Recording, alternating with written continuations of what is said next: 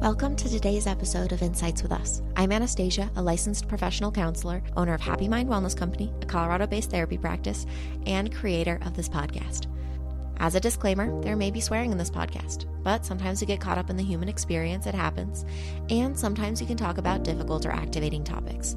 So maybe put on some headphones if you need to, and remember that support exists for you if you want it.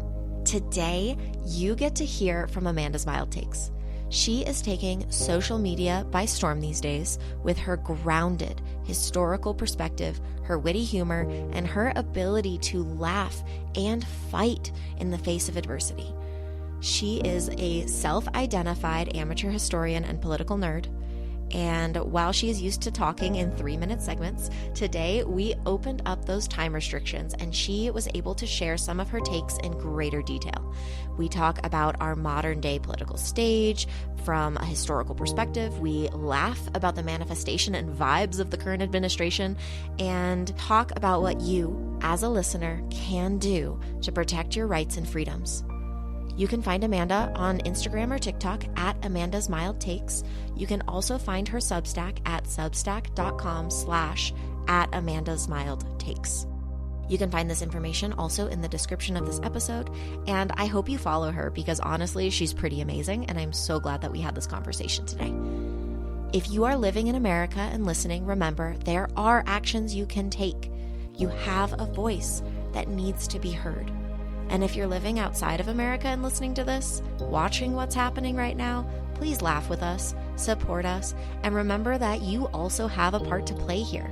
Like Europeans are boycotting American goods right now. So let's pause the panic. Don't get complacent and see if we can create some insight today. Amanda, welcome to Insights with Us. Thank you. Thank you for having me. I'm excited. I am so excited too. I feel a little bit like I'm meeting a celebrity at this point, and I'm sure that the celebrity status is almost shocking to you. Yes, very. It is. So I need to slow down in your little description on your Instagram handle of welcome to the Pettysburg Address. Can you please tell me the story behind that? If it just randomly sparked in your mind or if there is a story. There is a story. It's kind of a long story. I'm going to talk about Serbia a little bit because that's actually the inspiration for it. So my social media accounts on Instagram and TikTok are quite large and they started and exploded over a really short period of time, mostly for me making fun of the current administration. Mm-hmm. And I do that really, really purposefully. I think that there's a lot of power in resisting fascism or authoritarianism or however you want to phrase it. There's a lot of power in resisting oppression through humor and making and like satire and making fun of people who want to be strongmen, because historically speaking, it's almost never successful over the long term. And it is based like authoritarianism and fascism are almost always the ideologies of small-minded ding-dongs.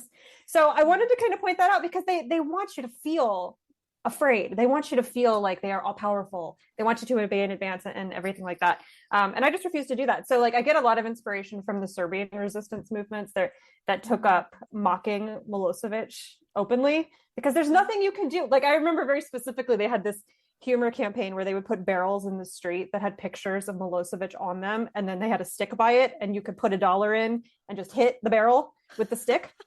And then they were going to use that money to like, quote unquote, fund his retirement because he was so poor. And like, what did the cops do? The police could either leave the barrels there and let people beat up literally on the dictator, which they did not want to do, or they could take the barrels away. And then the message was just, you arrested a barrel, you weirdos. So I tried to search for some kind of pun that had that energy based in American history, because, you know, like not all fascist movements across history are the same. Everyone's got very specific aspects of their own culture. And I landed on Pettysburg Address. So that's where it came from. I love it. And I appreciate that it does have this rich history behind it, because, you know, I hear about these research studies and, you know, even comedians are talking about like, you have to fight it with humor. But what does that actually mean to be humorous when it's also scary? And so it's one thing to say, like, fight it with humor. It's another to actually be sarcastic and mock them and actually show up in that space. Yeah, it has to be intentional, especially, in our media landscape where the combination of like a 24-hour news cycle, of social media landscape, and the explicit communication strategy of the administration, which is shock and awe all the time, like constantly owning the news cycle, you get just bombarded.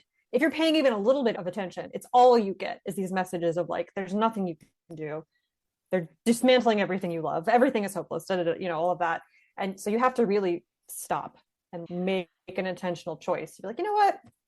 You're garbage. Or it's maybe not that explicitly mean, but that is definitely my brand. My brand is a little bit mean. I mean, there's definitely some incompetence in there. Let's be real. Like 1000%. it's like they have this plan, and I have this belief, and I'm curious if you see it because you're more of a historian than I am, of course. But it's like they had this plan for decades, and the polarization started around Reagan and becoming more and more polarized.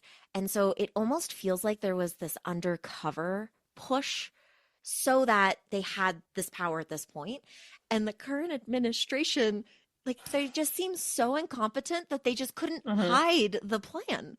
So now it's out and we're seeing it and we're pissed. And it's like, good, because now it's not invisible, which means we can actually look at it and react to it.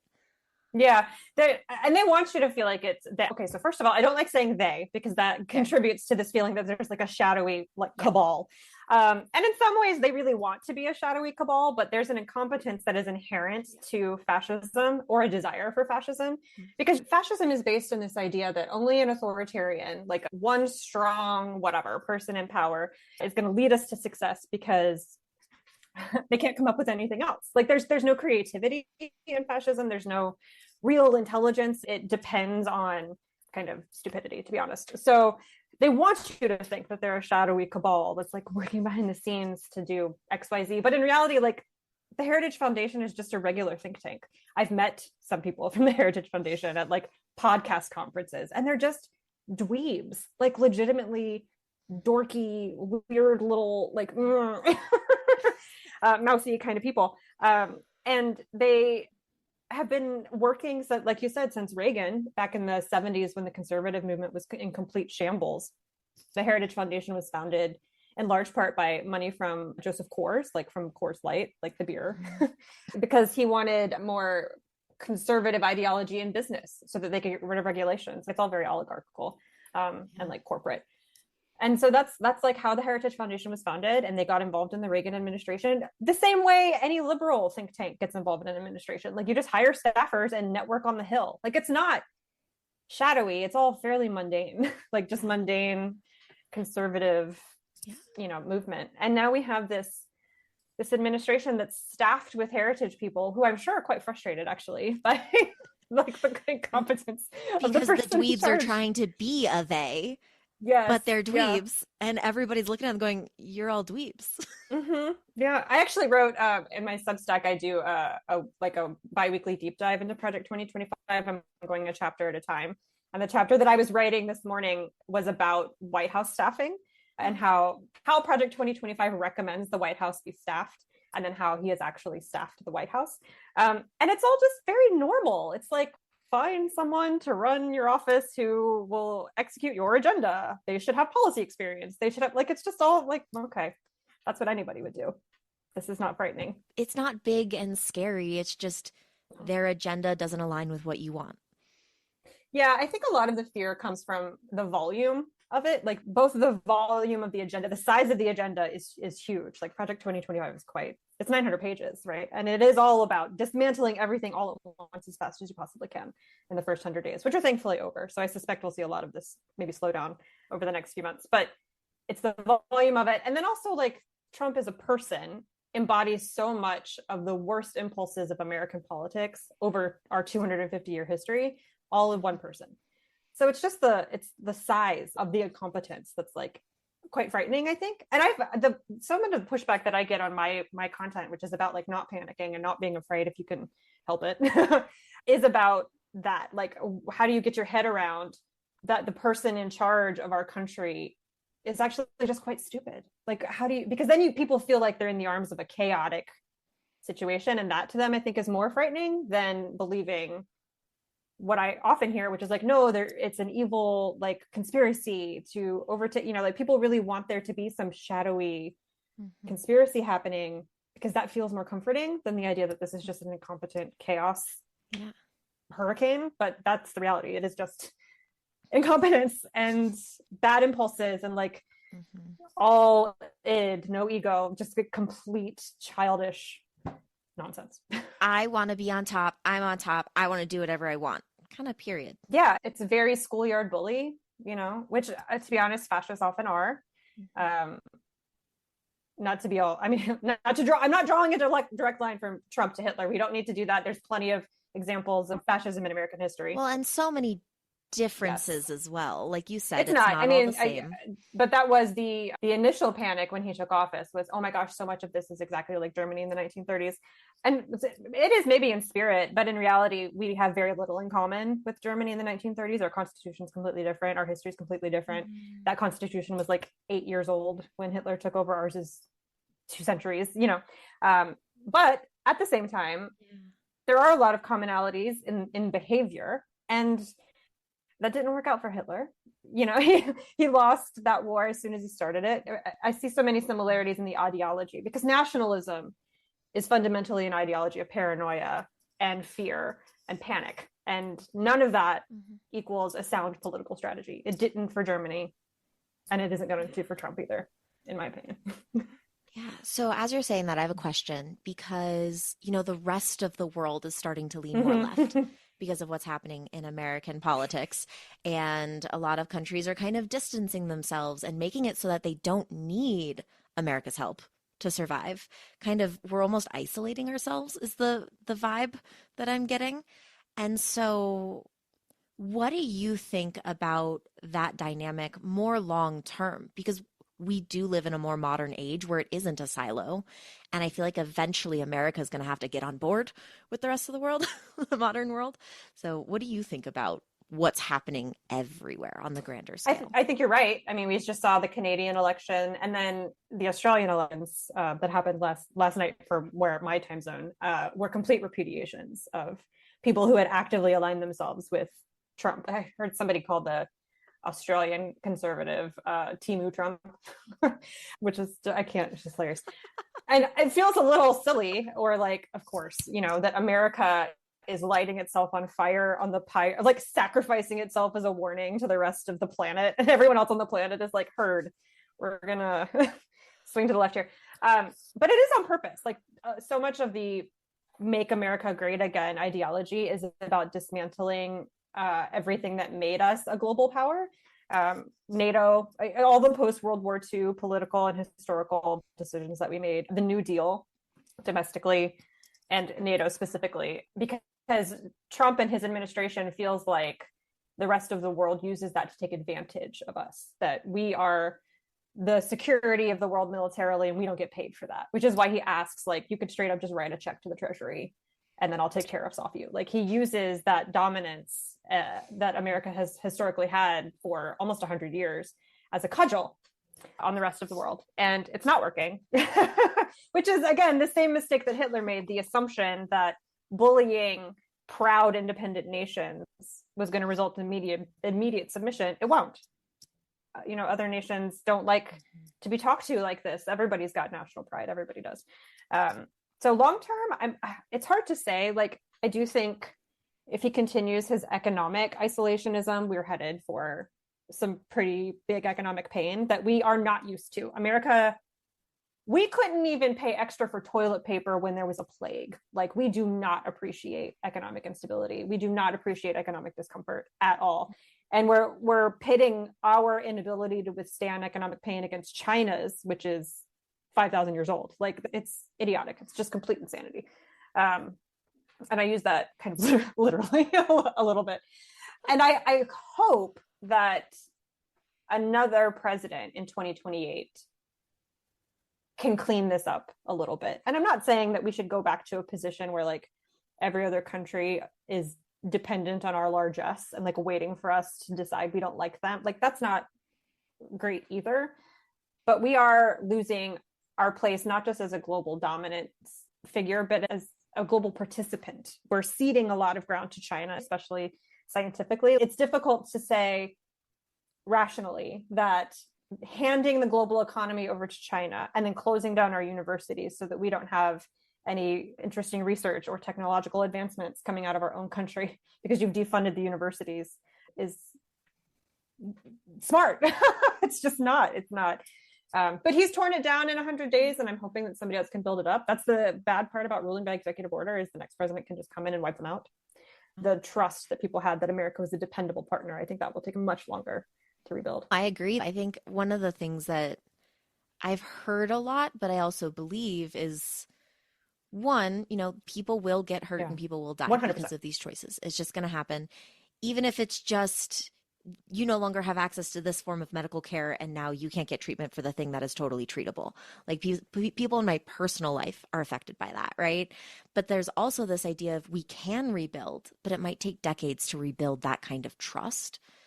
I also think that this power play of America gets to decide everything isn't sustainable long-term anyway. And so I think a part of me has a hope that we can build something better as we rebuild that trust. It's like everybody else gets more of a voice in what that actually looks like. Yeah, that is kind of our pattern historically. After World War II, we got FDR and the New Deal, which was our way of functioning domestically for almost 100 years.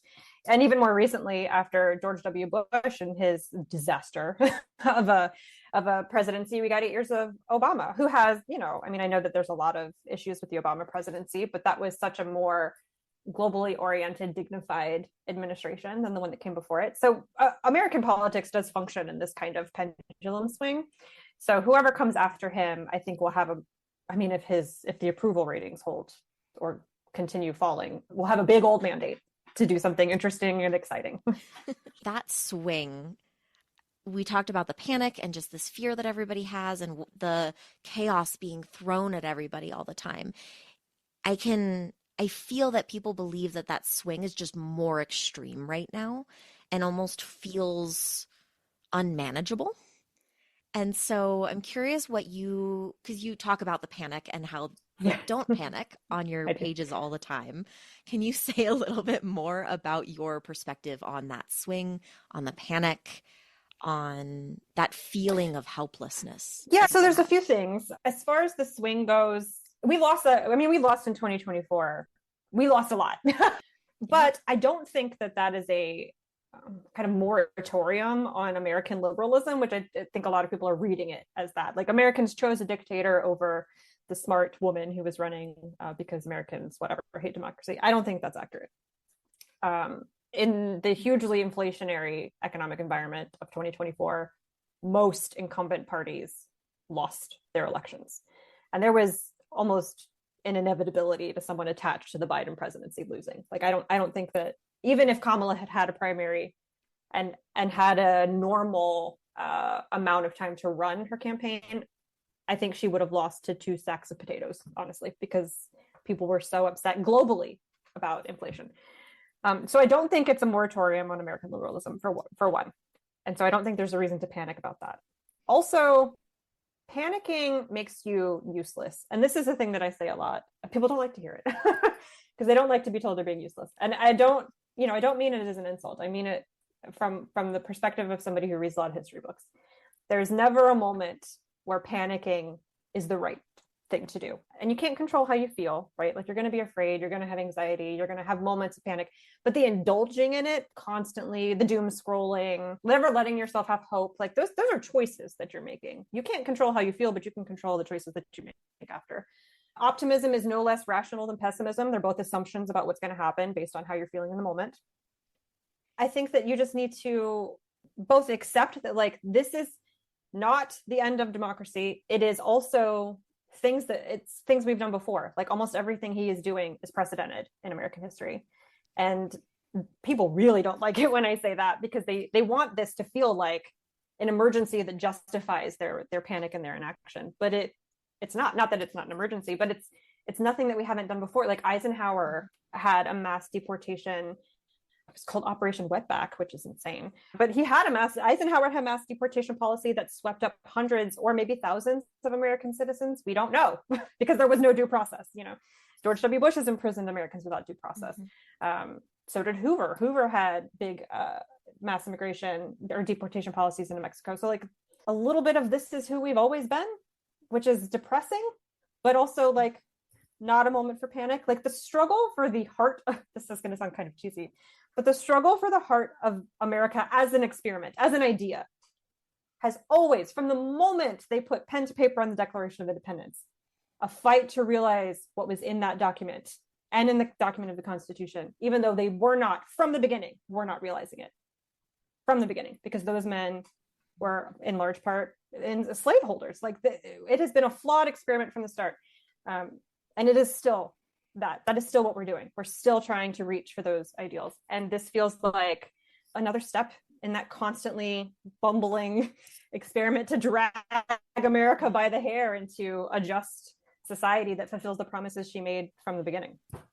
Yeah. Well, yeah, that resonates for me because just even on a individual human level, we all have different values and different ideals. And even if you have the same value, you have different definitions of what that value means for you. And so on the grand scale of America, of course, we're not going to be on the same page about what the ideal is and how to realize it. So that pendulation, that swinging back and forth is well, this is how I think we should do it. No, this is how I think we should do it. And it's just this constant push and pull. Yeah. And like fundamentally, I think the Republican Party in its current iteration is just broken. Like it's completely broken. And also, there are people in my family who voted for Trump multiple times. Yeah. Same. And if I sit down and talk to them about what are you after? Like what do you think is going to happen here that sounds positive to you? The values that they talk about are values that I share. It's never, and maybe this is limited to my Trump voting family. I know that there are other people out there who voted for him explicitly for the racism and explicitly for the cruelty. But my Trump voters in my family are after, like, he's going to bring back jobs. You know, I don't have a college degree and I don't feel like I have any opportunity, and he's going to fix that. It's which I think that he should, you know, if you don't have a college degree, you should still have opportunities to have a good job. He's going to lower the prices of housing. Okay. I also think that we should have more affordable housing. None of that is actually going to happen for you because of the way you voted. In fact, the opposite is going to happen. And that's where we lose them, is on the messaging. But I think for the most part, Americans have a lot more in common than we are being forced to believe by our corporate media landscape. And the further apart we get, the more polarized we get, almost always about how those values should be expressed. Even when we're talking about immigration, which is, I think, the biggest issue right now, if you poll Americans on the specifics of what Donald Trump is doing, do you think American citizens should be removed from this country without due process? Overwhelmingly, Americans will say no. Overwhelmingly. If you say, do you think people who are here legally and have lived here for 20 plus years should be given a path to citizenship if they haven't broken the law? Overwhelmingly, Americans will say yes. That sounds fair. But if you give them this, should America have a stronger immigration policy as outlined by Republicans, will overwhelmingly say yes. But it's just the framing. If you get down into the specifics, we do share a lot of values. I think we're just being forced apart. Being convinced that us versus them is important. Instead of, we're all human, we're all trying to figure it out, we're all trying to live life, we're all trying to afford a house. Yeah, we all want healthcare. Love to be able to eat food and pay for groceries. And I want my neighbor to be able to do that, no matter who they are. Exactly, yes. And like, very few Americans will say healthcare is not a right when they are polled, you know? But there's just so much disconnect between what that looks like in reality and who they want in office to make those things happen. And all of that disconnect, not all of it, but a lot of that disconnect in modern America is purposeful. I mean, it kind of feels like a manipulative partner. Just like, no, baby, I love you. I swear I didn't mean to smack you yesterday. Like, I'll never do it again. And then they just turn around and their actions never actually show up in the way that they're saying it will. It's like, at what point are you going to actually look at it, what they're actually doing, and not just what they're going to tell you they're going to do? This is a problem I have no answer for, because this is the unprecedented part, is the social media driven divide that we don't have. Yes, talk to me about social media, because this is newer. We don't have right? a precedent for this. 2016, Donald Trump wins. He beats Hillary Clinton entirely because of Facebook. There have been books written about this. People can read on their own. But the kind of TLDR is that the Trump campaign took to Facebook, which the Clinton campaign did not do. The Trump campaign took to Facebook and used their very sophisticated advertising targeting tools to target low information voters, independents, and swing voters. People who don't pay attention to politics, which is the majority of Americans. There were people who went to the ballot box in 2024 and were surprised that Biden wasn't on it. They didn't know that he had dropped out. So very disconnected populace. They targeted people on Facebook with misinformation and lies. And then they created lookalike audiences, which I've worked in marketing before. So I've done this myself for buy this mug, but they were buy this candidate. You can create a lookalike audience on Facebook in advertising that's just, here's my target person, go find that person out in the planet. And then they will target your misinformation to lookalike audience after lookalike audience after lookalike. And that's how they won. It was a very sophisticated Facebook campaign. And Zuckerberg did not know this was happening. He knew about it afterwards and then tried to do it himself to run for president. I don't know if you remember that in 2018 when he went to Iowa. He thought, I can replicate this. No, baby. No, you're a lizard person. There's nothing happening behind the eyes. And it's just gotten worse. We even have our own platforms now. The right wing is all on Twitter. The left wing is all on Blue Sky. We have completely separate TikTok environments. We have completely separate Instagram algorithms. They're overrun by bots. It's something like 30 or 40% of the users on social media are bots. They're not even real. And then I come into social media and it's the same thing, I don't know that I'm making it any better. I accept that that's kind of the environment that I'm stepping into as I make content, but I am speaking pretty specifically to Democrats or liberally minded people. So it serves me, I guess. But we don't know what to do about that. We don't know how to speak to it. It goes back to the 90s, or even maybe a little bit before that. The Reagan administration overturned the Fairness Doctrine, which required cable news to present both sides of every story that was in the public interest. And Reagan overturned that, said that it was a First Amendment violation. And that's how we got Fox News. That's how we got Rush Limbaugh, which was the background noise of my childhood, Rush Limbaugh. And it just got worse over time. And now we have, Fox News, as much as Republicans talk about the evil of the mainstream media, they are the mainstream media. Fox News is the biggest news show on the planet. And what do we do about that? They exist in different realities. Republicans exist in different realities than we do. And so it's hard to even... Yeah, they're in their own bubble, and liberals are in their own bubble, and the bubbles never the don't bubbles, cross. never the twain shall meet, right? And with the TikTok and the social media and the reels and the YouTube shorts, it's all just tiny little sound bites taken out of context.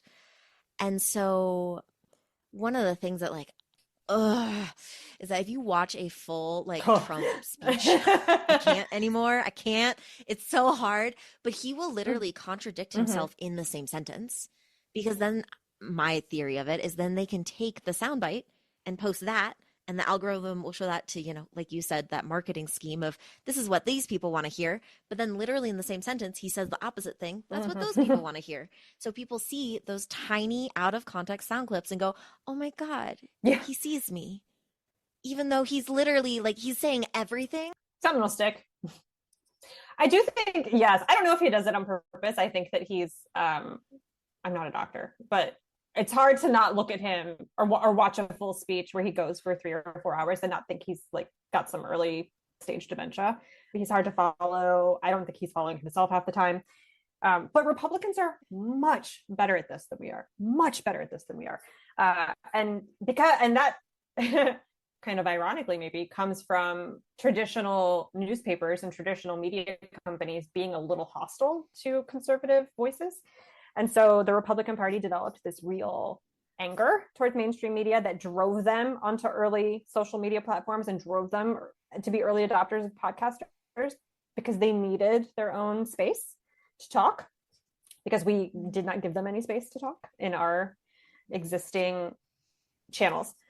And then the Democratic Party was just very slow to adopt it, because we still had, we have CNN, we have MSNBC. What do we need a podcast for? And that was a real strategic mistake, because now we're playing catch up on TikTok, which is goofy. Yeah, the people that don't get it, you Mm-hmm. can tell. And like I appreciate them trying. I'm in Virginia. My senators are Tim Kaine and Mark Warner, who I love. America's uncles, right? Great guys. But Mark Warner just discovered Instagram, and he gets on Instagram and he's in his car and he talks, and it's like, oh, buddy. Like, that's not, we need some new blood in here who understand how to get on a podcast. You said that you recognize the platform that you're on and you recognize kind of the flaws within it. But I also want to name, as one of your listeners, the difference that I see. Because, so many people out there don't check their facts, don't think critically. They see the breaking news or they see another TikToker breaking news and they just repost or react to it. And there isn't any due process for the information. That's a good way to put it. And so what I appreciate about what you do is you take that gut information that everybody's spreading and pause in it. And that's a big thing that I try to teach my clients, that I work on with myself, is like, how do you pause and then say, what is actually happening? What's the rest of the information? What's the context for this? And let's actually see what happens with it. I mean, if I have a core message, the first one is that conservatism is a stupid political philosophy. And the second one is that you've got to grow up out of emotional reactivity. And that's hard. And I understand that it's hard. And I have, been in therapy before, and that's where I learned how to do it. And I feel like everyone should go. Everyone should go to therapy. But it's so difficult, especially when you are fighting a corporate social media platform designed to stop you from doing it. And you are just a person, like you're just a person on your sofa fighting this like $1 billion company.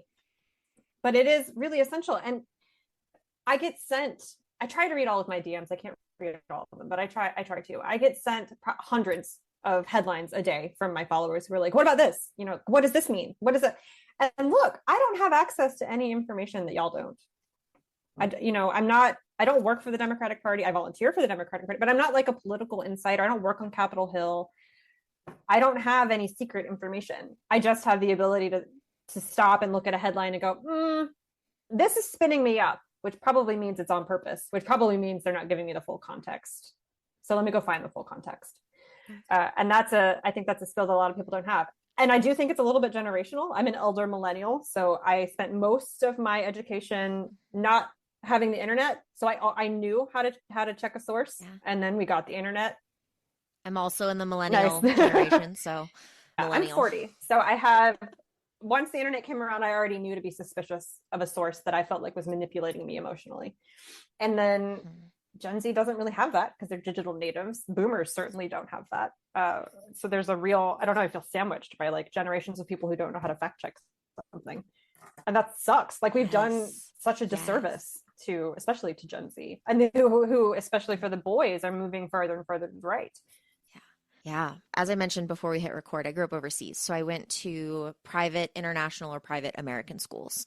And my mom is a children's librarian, and she is, born in DC, loves politics. I feel like you two would love to talk to each other Yes, because I love you moms. both would have the facts more than I do. Like I'm passionate about it and I want to like read up on it, but I can't go into the documents the way that you two can. I love it so much.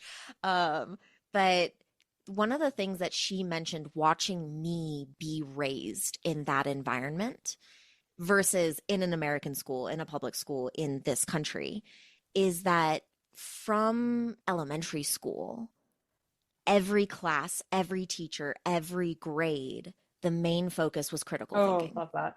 Like over and over again, every paragraph, I had to have 3 comments about it. I had to be able to tell them what I was curious about, what I wanted to question, what I needed to research more. Like it wasn't just, can you answer this question? It's, you give me the question. And so like I was raised to think like that. And then I moved here and nobody does that really. And my mom was like, yeah, I was never raised to do that. Like I learned to do that watching you go to school. Oh, wow. Yeah. And it's like the education system here feels so broken. And so nobody knows how to think about it. I think that's why I was drawn to you, because you found that and you have that headspace and you're like, no, man, like that doesn't seem right. Like, let me look into I it don't further. Suspicious eyes. That's how I think. Yeah.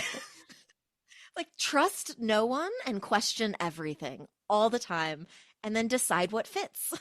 Including liberal influencers, which is hard because, obviously my main op is the Republican Party, but a close second is other Democrats on TikTok. Because most of my videos, I keep them under 3 minutes because then I can post them to TikTok and Instagram and I don't have to do any extra editing. But they're long. The average TikTok is 7 seconds and mine are 3 minutes. So I know that I'm losing a lot of people. Like, I lose audience. I'm sure I could have a much bigger, more profitable account if I did breaking news. Trump has bad hair, or whatever. Like, Trump tweeted a thing. Who gives a shit? I don't care, but that's how you capture people. And I don't think it serves us. And I understand why those accounts exist. I understand that people are scared and that they're finding community with other scared people to be scared together in a scared little panic spiral. Yeah. But I don't think that's helpful. And I don't think more importantly, not more importantly, it's not helpful for any of our mental health, any of us. Mm-hmm.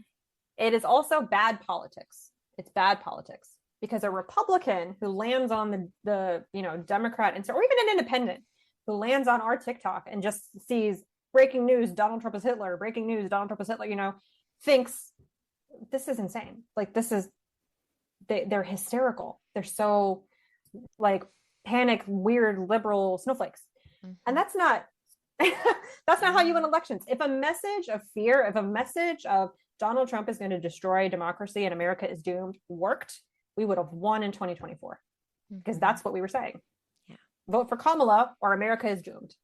Well, and it almost feels like people like plugged their ears with that because they're tired of being afraid. They're tired of seeing it. They're numb to it. They're like, you can't tell me what to do. Like, look at this 7-second clip of Trump saying exactly what I want him to say. Like, that's going to happen versus like, be afraid of him. It's like, but I'm not.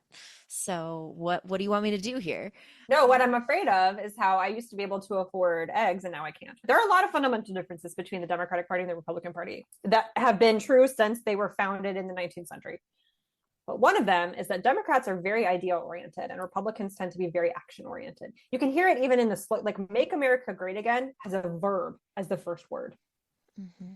And you think about like Kamala for the people is lovely and an idea that I appreciated and I loved her and will broke no Kamala slander. Yeah. But there's no action there. There's no like for the people to do what, Yeah. I believe that she was and I believe that her policies were. But if you're not a person who is plugged into politics, you didn't know what her policies were. Mm-mm. You might not have even known she was running, but you know what what build the wall means because it's got a verb in it. And it's 3 words. We don't do that. We don't have we want to sit you down and be like, let's have a policy discussion. That's 3 hours long. So basically we need a better marketing team. Yeah. We need to put Pete Buttigieg in charge of everything that we say because that's what he's really good at. Yes. I follow him. Love him. Or Jeff Jackson. Jeff Jackson was so good at this when I don't know if you're familiar with him, but he was a congressman from North Carolina who kind of blew up on Instagram because he would sit down in a t-shirt and be like, here's what happened in Congress today. And then it was very simple language. It was, here's how it affected you. It was, here's what I tried to do about it. End of thing, And it was so effective. He was such a great communicator. He got gerrymandered out of his seat, but now he's their attorney general. And is doing a great job leading a lot of successful lawsuits against the Trump administration. But we just need better communicators. And it doesn't help that the majority of our party in Congress are like over 70 years old. Mm-hmm. Yeah. Well, it's all very old school politics. People are going to die eventually. Like, even if they don't get voted out, like they're leaving eventually. They can't actually stay in that seat forever, even if they want to. It doesn't help though, because we had two Democrats in Congress and the House of Representatives die so far this year in their 60s and 70s, which gave a very tiny Republican majority a little more breathing room. Mm-hmm. We can't keep doing this. Yeah. We can't keep doing this. Okay, so Democrats need to live forever. Well, Democrats need to run some younger people who have better communication skills because our approval rating is in the gutter and it's their fault. So my question for you, because I get this reaction a lot from a lot of people, where if you are not panicking with them and you're not freaking out and you're like, well, yeah, but like I'm going to just stay grounded in it, or here's the facts of it, or like we're not at that level yet. There's this additional fear that we're complacent. And I had someone reach out to me recently and use the metaphor of like, it's like we're boiling the frog. You put the frog in cold water and then turn it up. So like at what point is it like we're just focusing on now versus we're being complacent and we're just letting them ruin America? I don't think it matters, to be honest. I mean, I get a lot of like, are we in a constitutional crisis now? You know, who cares? Does it change anything if we are? Does it change the calls you're going to make to your congressman tomorrow? If we are, or if we're not? Probably not. Like you're going to call about defunding Medicaid, whether we're in a constitutional crisis or no. What difference does it make? And I don't want to waste time on these like hair splitting language debates, because again, Democrats are a party of ideas, so we want to sit down and have a French 18th century Enlightenment salon about whether or not this is fascism. Oh my God, I don't think I don't best image. Right? And it's so true. Like we want to have tea and be like, in our cardigan. I'm in an old man cardigan now. Let's talk about like, all of the different variables of everything and try to like plan out every single scenario. Yeah, that's who we are. Yes, sure. Yes. And it's not effective. I don't think it matters. Are we in fascism now? Like I woke up today. Is the fascism here? Who cares? I don't think French citizens who were resisting Adolf Hitler in Vichy, France, woke up every day being like, okay, so what temperature of fascism are we at now? It doesn't matter. Like concerning yourself constantly with how bad is it? How do we define how bad it is? Are we being complacent because we don't want to have these debates about how bad it is? No, being complacent is sitting around having constant debates, actually. Yeah. What we need to actually be doing is going to protests. We need to be harassing our members of Congress, especially if you live in a Republican district. We need to be building community. I mean, if we look at lessons of successful resistance in America, obviously, I mean, I think to me the most potent one is the civil rights movement. The Black community is amazing at building community. Yeah. White Americans aren't generally very good at that, especially as like things like churches have degraded, which I'm not saying that's bad. But we all kind of sit in our houses in the suburbs and get on TikTok and bitch about whether or not we're in a constitutional crisis. That's not a community, We need to get to know our neighbors, get involved in mutual aid. There's so much that you can do that's action, because the only anecdotes to panic are information and action. That's it. It's not social media. It's not, again, these arguments about, is this martial law or not? Does it matter? Legitimately, what does it matter if it is or not? I feel like a lot of this is going to be stuff for future historians to suss out. But while we're living in it, I think this is actually something that I heard in therapy many, many years ago. The intellectualizing of the trauma is a way to avoid doing something about the trauma. Mm-hmm. And the Democratic Party is really, really good at that. It's avoidance, really good at that. For sure. It is avoidance. We have to think about what we're feeling so we can understand why we're feeling it instead of actually feeling it. And what the people in power are doing right now, like, unfortunately, it is out of my control. I can't call up or like text Trump and be like, hey man, can you just like hey stop? Bestie, could you chill? Yeah. Like, babe, can you just like take a self-care walk? Like, you need a hot girl walk right now. Go get your tumbler. Like, let's go chill. Like, that's not gonna happen. I would love it with his like little fanny pack and his like biker shorts. I want him to have like a hot pink Yeti. Like, that's what yes. I would love this so much. Somebody needs to Photoshop it. Be great.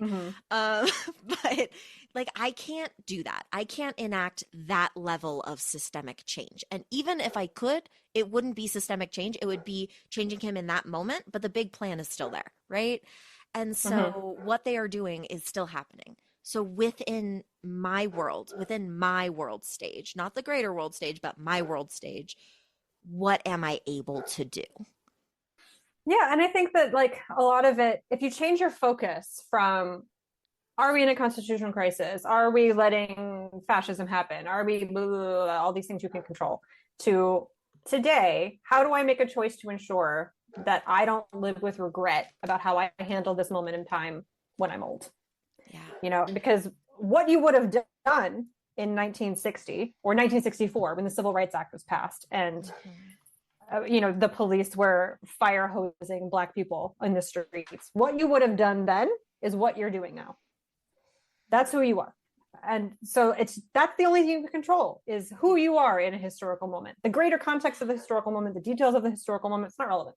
That's not your problem, really. Whether or not we're in a constitutional crisis is not my problem. We're not in the zoom out phase yet. We're in the who do you want to be phase right now.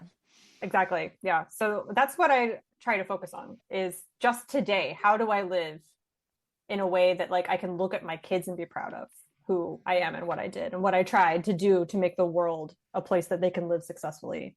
And everything else is kind of, I just don't care. I don't care. Well, because it doesn't affect you right now, because you're in this. It doesn't. Yeah. And, I said this before we started recording, and I said I was going to come back. I did warn you, because thank you for having that perspective. Thank you for being somebody that I can forward your videos to my friends and family.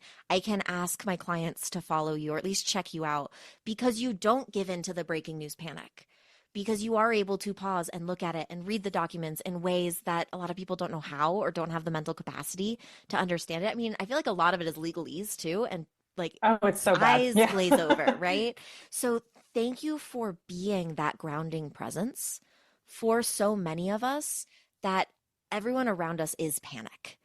And, you can work yourselves up in that community, or you can ground yourselves in that community. And you choosing to be this person is helping other people access it. Well, that's good to hear. That's what I'm going for. I got into making content. My account is very young. I started like at the inauguration making content as soon as I realized like, oh, this is going to be a disaster. And we are, as a party, are not going to be able to successfully manage it unless we keep our wits about us. Mm-hmm. And I could see no one was keeping their wits about them. So I felt like there was a space for someone to come in, and be like, well, actually they're kind of dumb. And we're allowed to say that. We don't have to continue walking down this road of like, oh, now we're Russia, oh, he's Putin and now we're just doomed. That I can't deal with that. I can't, because cynicism is lazy.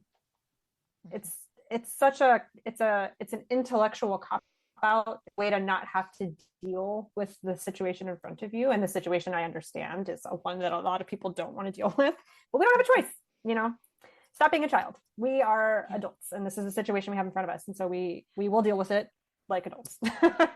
That was my mom voice. And those of you that listen to this episode, and not my last episode, is on acceptance. Hey! And how to accept the things that you don't like. So this is actually perfect. That's great. I've talked about them before. I've talked a little, I've only mentioned it because I don't, this is not my area. This is your area, but I have talked about like radical acceptance is really key. Like you've got to figure out everything from we're all going to die someday to a weirdo with a bad spray tan is running my country that I care about and destroying the lives of people who I love. Like there's a whole spectrum. in the wig. Yes, there's a whole spectrum of stuff that radical acceptance is so helpful with, because once you accept reality, that's the only real place that you can take any effective action from.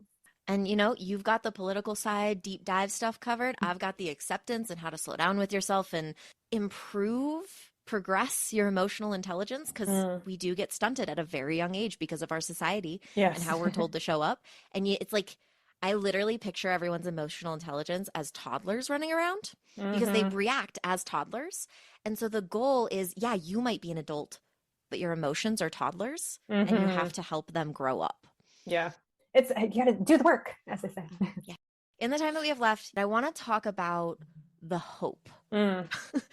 What's coming next? What are you seeing? What are you hopeful for? What can all of the people who are panicking hold on to? Yeah. And ground themselves in? I mean, I got a lot of hope, man. We have had tons of special elections, sometimes they're not even special elections, but just like local elections, right? That happen constantly. We have elections almost every week in this country in some size or another, whether it's like your school board or your comptroller or a state legislator or whatever. And we are overperforming 2024 a good bit. And we flipped a couple of seats since he got inaugurated. Republicans have flipped no seats and they are underperforming. His approval rating is the worst of any president since we started recording them in the first 100 days, which is a metric that was FDR invented the first 100 days as a strategy. So pre-World War II, we don't really have that data, but since the 40s, the 1940s, he has the worst approval rating, second only to himself again in his first term. I know, it's ridiculous. Or he is second. Like when you say it out loud, I just can't help but laugh because people are so afraid of this man who is the least popular person. Yes, and also deeply ineffective. Like, he has passed 5 pieces of legislation since he became president in his first 100 days. That is, again, the least since World War II, maybe before World War II, but I stopped counting because I got bored. Like even in his first term, by this point, he had passed, I think it was 21 or 22 pieces of legislation, and now 5. And he's got both chambers of Congress, and he just cannot get anything done. He is so ineffective as a legislator. And legislation is the only permanent way to change this country. Like, an executive order can be swept away by the court. It can be swept away by Congress, even though Congress isn't doing anything about them. It can be swept away by the next president, but legislation is much harder to get rid of. Anyway, so there's that. He's not doing anything. His approval rating is historically low. And generally, we'll see if this remains true, but generally presidents, after their first 100 days, their approval ratings only start to go down because people get bored. And the flurry of activity that presidents have when they first take office kind of fades. So if he continues to go down, by the time we get to 2026 and we're doing midterms, bloodbath. It'll be a bloodbath for the Republican Party. So I got a lot of hope. He's getting checked by the courts constantly. He's lost 70% of the court cases that have been brought against him since he took office. And it's a record number of court cases. He's issued, I think, 130 executive orders. 100 of them have been overturned. And for as much as he makes bluster about how he's not going to do what the court says, he almost always does what the court says. So he's just, I'm not saying it's not destructive, and I'm not saying it's not bad. Of course it is. And also, he's terrible at his job. And the worse he is at his job, the better we can be at ours when we have the opportunity. Yeah. Thinking of, the hot girl walk and the pink tumbler and running around. What you're describing, the image I have in my head is him and all of his buddies at a sleepover. And they're just let's do vision boards. What do we want to manifest this week? Let's just put it out into the universe and maybe it'll happen. And then reality comes in. They're actually, you can't do that. Mm-hmm. But I manifested it. That is legitimately Mar-a-Lago manifestations. That could be his podcast. Oh my God, Mar-a-Lago manifestations. Just put him behind a microphone and he just gets to manifest all day and see if it happens. Oh my gosh. I mean, that's what Elon Musk did, right? He got it. He thought he was going to come into the White House and just rule. And he lasted 70-ish days, maybe, before the protests. And now he might get kicked out as CEO because he's done so poorly. Yeah. I mean, people are going to study how he destroyed one of the most hyped companies with the strongest stock performance in 2 months. Completely destroyed it. Yeah. And that brand will never recover. Never. Even if they do replace him as CEO. Because now you can't drive a car from Tesla without worrying about it getting keyed or, vandalism or people flipping you off on the highway. Because I don't know that you bought that after Elon Musk left. So that's just untold damage. And just the incompetence, how he didn't realize that was what was obviously going to happen. But I think the mistake he's making is the same mistake that liberals are making, which is that we can't do anything about what's happening, he thought. But we can. We had these massive protests that Tesla cited in their SEC filings as the reason why their stock was dropping. So we did that. We shoved him out of the White House. And now he's probably hiding with his harem somewhere. I don't know. That's just it, right? They're over there talking, trying to be the party of action, saying all of these action words, but they're just manifesting. Mm-hmm. They're not doing anything. They're bumbling idiots hoping for the best. It's all vibes. It's all vibes. And the Democratic Party, we're protesting. Mm-hmm. We're calling. I don't know if you tracked what happened with REI, but we as the members shifted a lot. Mm-hmm. It's not fixed yet. There's still a lot to do. But what we are doing is working. Mm-hmm. It's just not working to the extent that everybody wants. Well, again, real life is not TikTok. A TikTok most TikToks are 7 to 15 seconds. The Montgomery bus boycott was a couple years.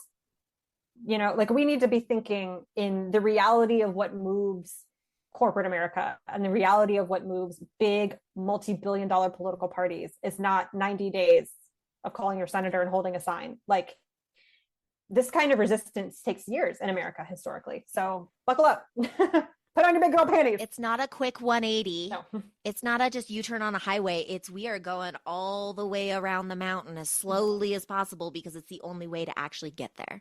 Yeah. Okay. So I'm loving this conversation and I love your perspective and I'm so grateful that you are here.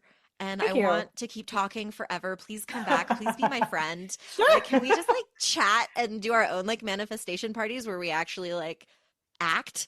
I have a vision board to be honest. Although my life has completely changed since I got on social media, so maybe I need to make a new one. Yeah, I was gonna say you're building up there because what you're saying matters. It does. It matters because you're helping people find their action. Yeah. And this is where your control lies. This is how you can help people, and they're taking that and then they're running with it. Yeah. And so yeah, this is where you have your power. My power is in the mental health side. I know how to help validate. I know how to slow people down. I know how to build up that emotional intelligence. That is what I am good at. That's what I'm trying to do, right? Like we all have our ways. Keep calling your representatives. Keep reaching out. Keep showing up at protests. Even if you can't read legalese and you don't want to read a 900-page document, find the sources that you can trust that are actually updating you and not just screaming breaking news at you. Like these are the things that I've heard you say over the last hour. Is there anything else you'd like to add to that, to the people who are listening? Ooh. Yeah. So a few other probably quick like action items, because that's always what I want people to be oriented towards. Get involved in your local chapter of the DNC. And I know that the DNC is a little unpopular right now. People feel like they can't be effective in the party. If you align at all with the Democrats, even if you don't, even if you just want to get involved until Donald Trump is out of office and then you're going to go join the Socialist Workers of America, whatever, that's awesome. I love a third party. But politics is made by the people who show up. And if you go to a DNC chapter meeting, the majority of the people in the room are going to be boomers who are retired and now they have time. And people our age need to make time because the party is only going to stay like in that vibe unless we show up and force it, nudge it, maybe run for something, maybe join a committee, maybe, show up to the meetings and speak about like, no, we don't need to be doing this. We need to be doing that. You have got to get involved. If you want the party to represent you, you have to go be represented. It's not just going to happen because you want it to. So show up at your local party. I would also say if you've got extra money, give it to the ACLU. So much of the lawsuits that Trump is losing are being funded by the ACLU, especially the ones around immigration rights and people who've been deported to El Salvador. And then the last thing that I would say is I know it's overwhelming. There's so much. He's doing spray and pray. So like there's so much that's being attacked right now. You don't have to be personally responsible for all of that. You can pick one thing. I say, don't be a shotgun, be a sniper. Pick one issue that either really, really matters to you or affects you personally or affects your loved ones, and do activism around that one thing. And it doesn't have to be forever. Maybe pick a new thing every quarter or every month, whatever. But if you respond to the Trump administration spray and pray with your own version of spray and pray, you're just one person. Lock arms with other people who are also targeting different issues, because it's easy for a fascist to break a person. It's hard, almost impossible historically, for a fascist to break a community. So that's what I would say. Build a community. Yeah. You're not alone. We're out here. Yes. And we're building community with you. It's beautiful. I love it. Get involved. Show up. Yeah. And it sucks. And then you're doing your part. But do it. Like, I know none of us have time. And especially, all of my friends are introverts who just want to come home from work and sit on it, and like stare at a wall because late stage capitalism burns you out. And I get that. You're going to have to get over it. Yeah. You're just going to have to get over it. Like, imagine standing in front of, I don't know, Rosa Parks or somebody from Selma and being like, oh, but I'm tired. Shut up. Get a grip. That reminds me of, and I will be putting your social media handles and your Substack link in the description of this. I will put it on my Instagram as well, just like spread all the news so that everybody can listen to you and hear you and be grounded with you. I also want to name that there's so many other resources out there as well.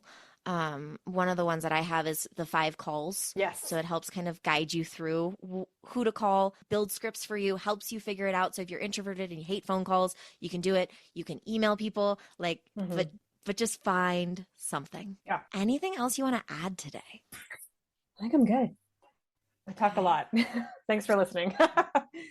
Literally anytime. If you just need an hour to come rage somewhere and talk about something, like, you are welcome. I'll just, it's like, I'm here. I'm one of those introverts you talked about that I'm home a lot. And I don't typically have plans because I like to relax. So if you just reach out to me and you're like, hey, can I use your podcast again? Like, it's yours. I have a hot take, not a mild take. I have a hot take. I need to put it somewhere. You have a hot take that needs a full hour, not just 3 minutes. Yeah. I got you. Appreciate that.